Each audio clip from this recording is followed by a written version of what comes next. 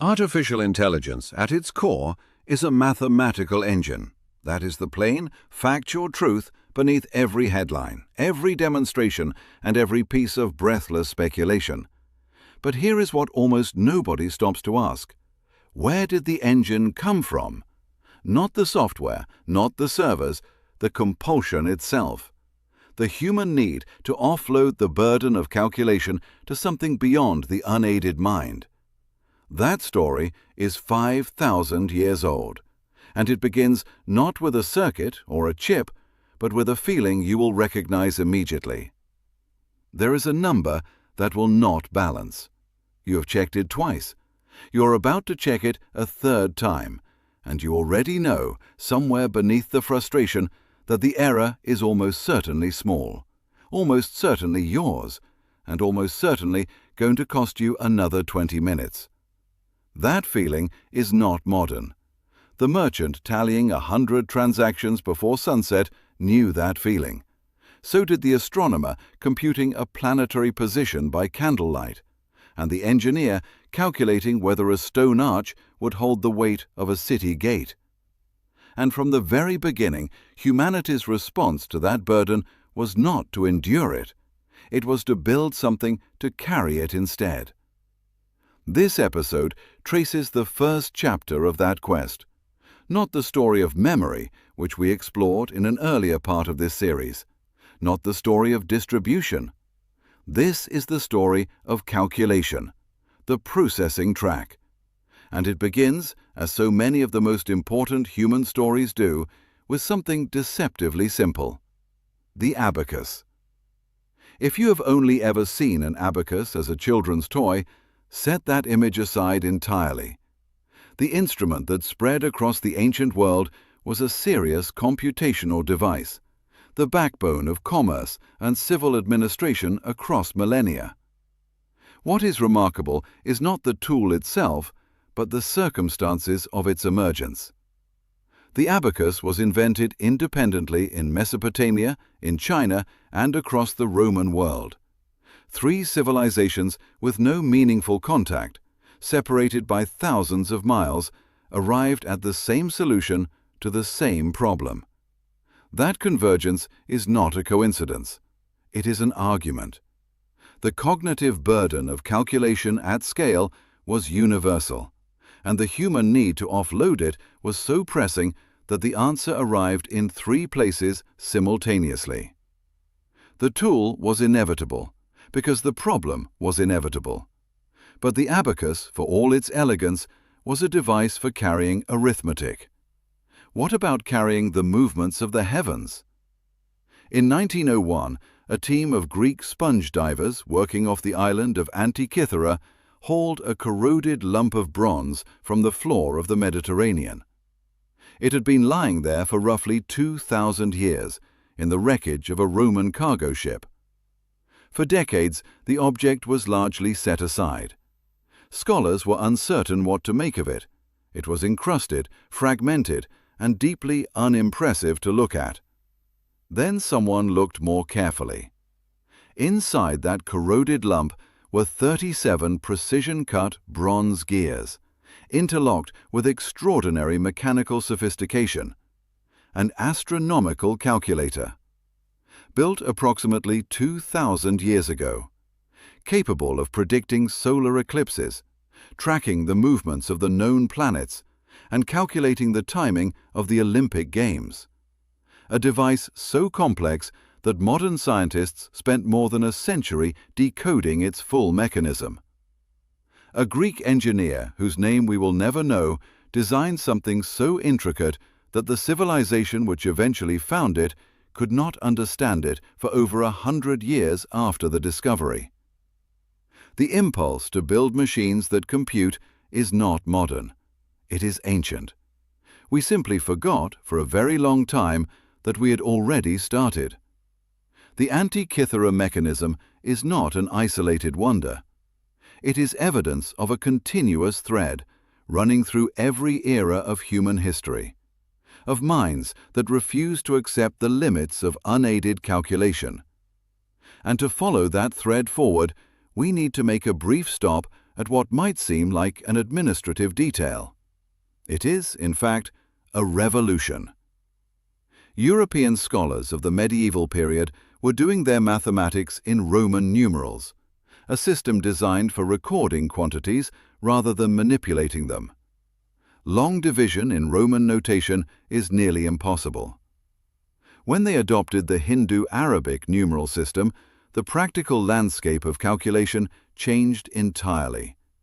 But one element of that system carried a deeper significance than the numerals themselves: the number 0. The concept of nothing as a number is the conceptual prerequisite for positional notation, for the handling of very large and very small quantities, and ultimately for binary logic, the system of ones and zeros upon which every digital processor ever built operates.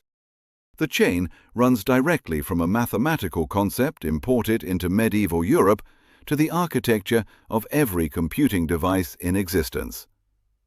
Ideas have extraordinarily long lives. The ones that matter tend to outlast everything built to contain them. From notation, we move to mechanism, and here the story accelerates.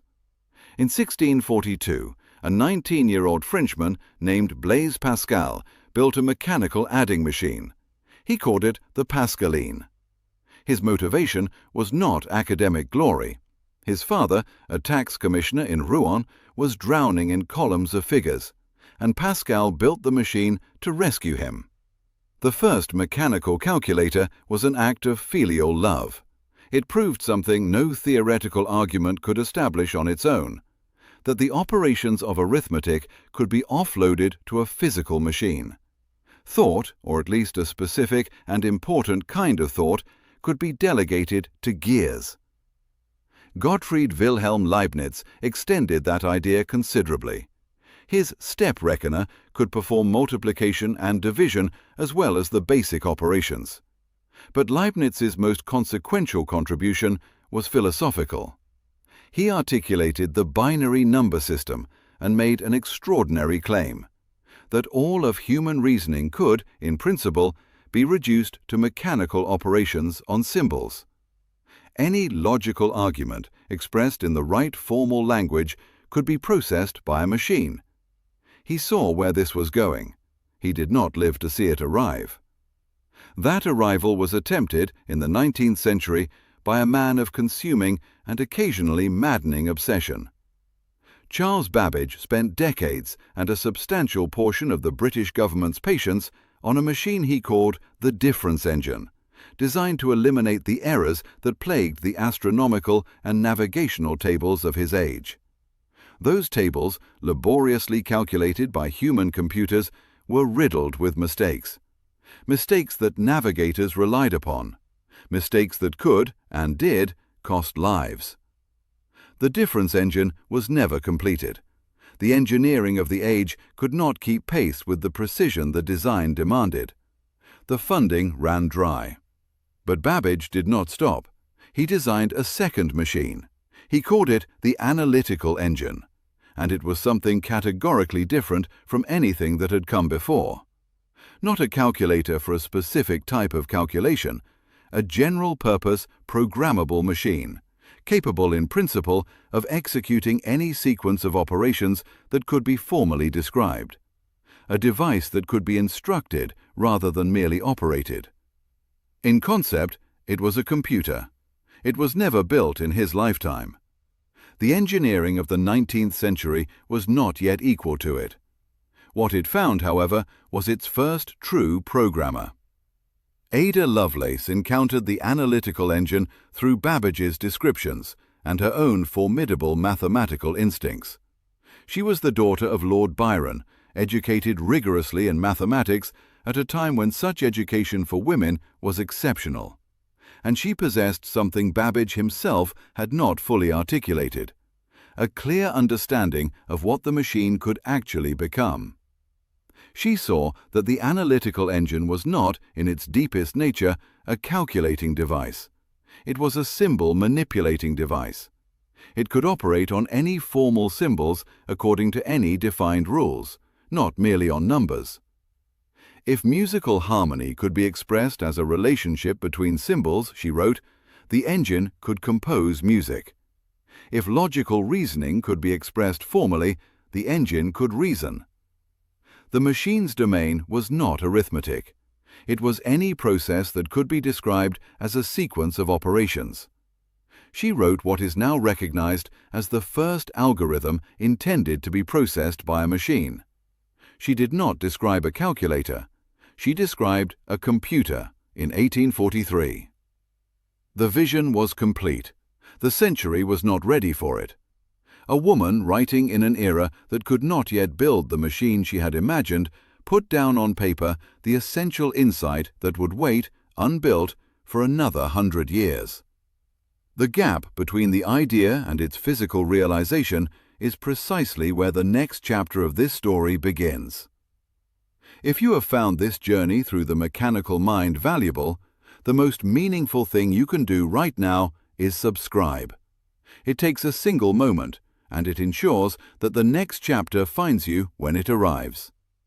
Once you have done that, the reading room in the description below holds a curated selection for those who wish to go deeper. The history of mechanical computation, the lives of Pascal, Babbage, and Lovelace, and the long human story of learning to think with tools. Some of the most important things ever thought have had to wait for the world to catch up with them. That waiting is not failure. It is simply the natural distance between the people who see further and the moment the rest of us finally arrive. Thank you for your time, and I look forward to the journey ahead.